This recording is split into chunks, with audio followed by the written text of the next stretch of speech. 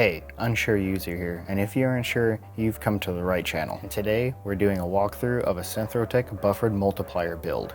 If this is your first time, don't worry, it's my first time too. Okay, here we go, just unwrapping everything.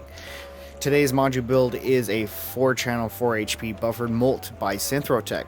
Here is a quick flash of the module specs. I have to say, this is a great utility module. It has a small impact on space, but it provides heaps of possibilities to your Euro rack. This is a definite must-have for your setup. Here's a quick itemization of tools you may or may not need. Alright, now let's check and make sure that everything has been included with our DIY kit. I always like to make sure everything is accounted for before I start a project. Here's a little flash of the included sheet that has all the items that we're going to be using. I'll include a link to that on the Synthrotek website. There was step-by-step instructions on how to put everything together, and I'll also include the link for that. Alright, first we are connecting the red diodes. They will go here, here, here, and here. They look like this. They are red, and they got the old black stripes on top. On the bottom, they're just red. When you look at your board, you're gonna see like a little picture of the diode right there. There will be a white line on the picture of the diode, and you're going to be lining up the black lines on your diode with the white lines on your board.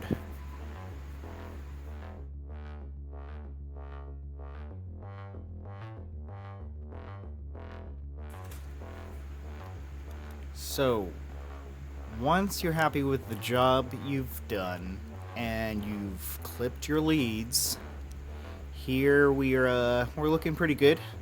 A good rule of thumb is your ends should look like little Hershey Kisses. And trying to get my camera to focus.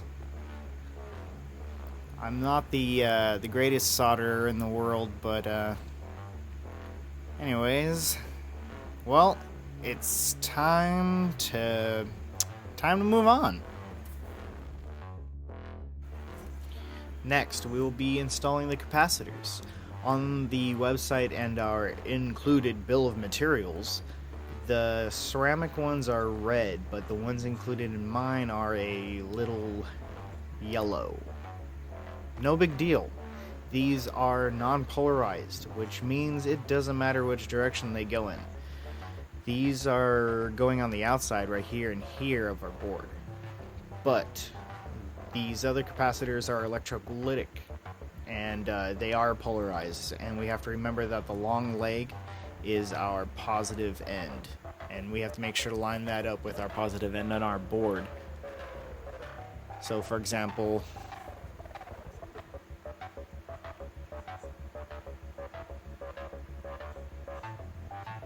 should be installed like this.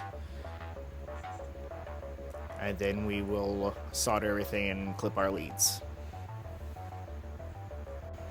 Alright, now we should be here.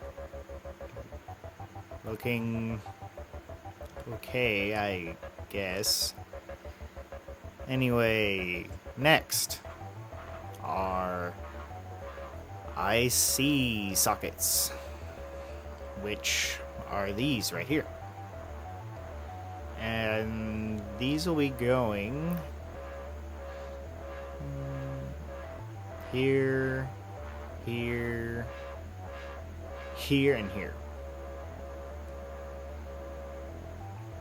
We will be lining up the half moon divots.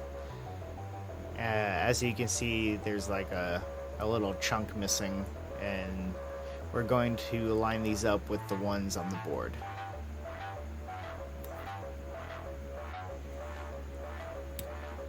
Once the IC sockets have been soldered, we should look like this.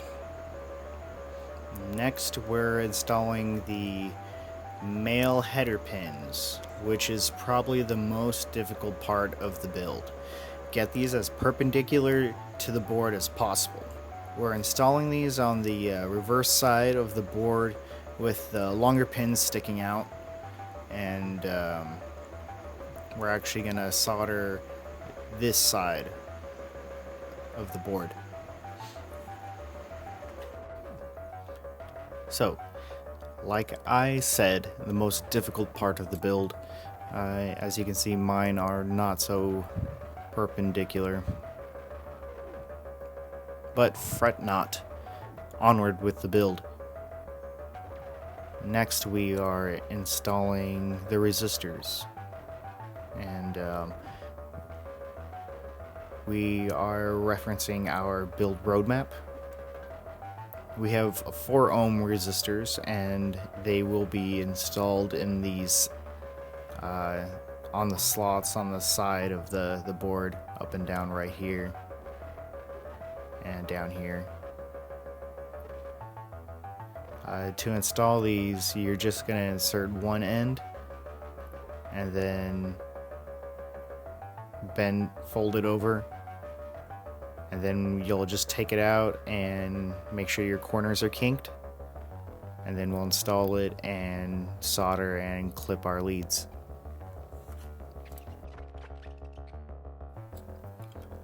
Alright, now we have all of our resistors populated. There were 18 of them, and we should look like this, or something like it. Next, we are installing the power header, and this will be going over here on our board. The orientation of this will be, we are looking for a gap in the power header, and that will face inward to the center of our board. Like this.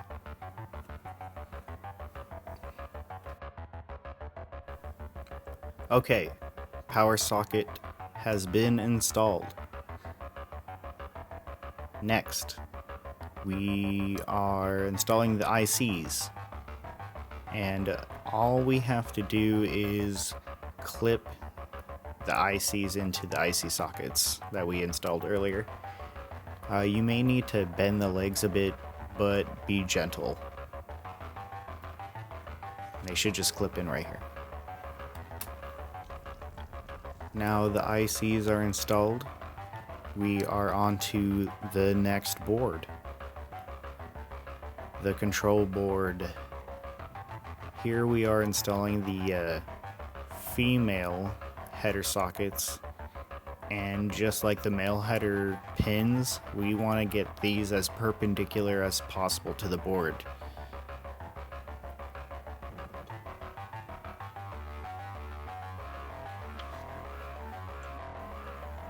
Okay, we have our header sockets installed. I went ahead and installed the standoffs as well. Next, we are flipping over the control board, and we're installing the 18 jacks. We are taking the faceplate, and once we have the each of the jacks installed, we'll put the faceplate over the jacks, and then we'll flip over the control board, and then we will do our soldering. But we want to make sure that input 1 and 2, the 5-prong right here, right there, it should line up with the 1 and 2 on the faceplate. Let's not install anything upside down.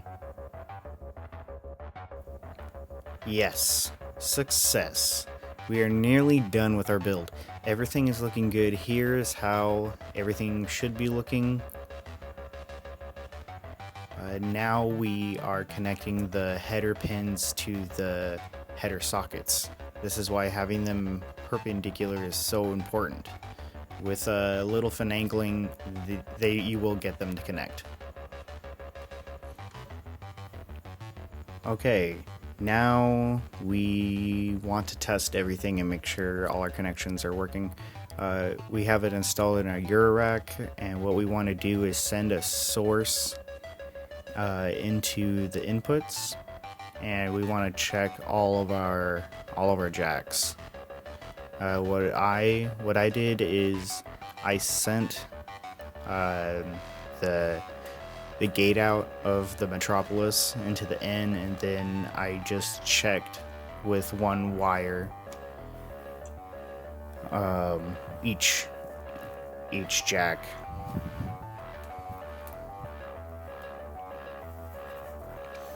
So I would just connect each jack into whatever source and just go through each jack and find out if I had any bad solders.